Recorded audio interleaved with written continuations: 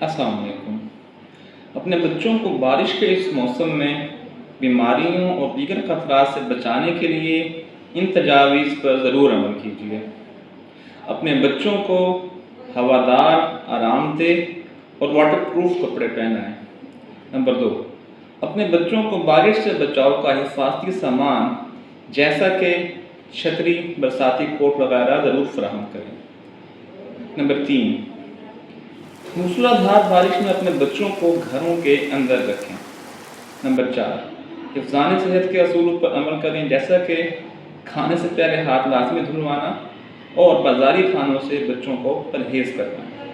Number 5، بارش کے دوران بجلی سے پیدا ہونے والے خطرات اور ان سے بچاؤ کے بارے میں اپنے بچوں کو ضرور آگاہ کریں۔ نمبر 6، گہرے گندے پانی میں کھیلنے سے اپنے بچوں کو منع کریں۔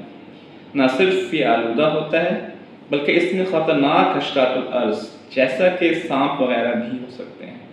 نمبر 7، گھروں میں لان اور باہر پارک میں کھیلنے کے دوران اپنے بچوں کی نگرانی ضرور کریں۔ شکریہ۔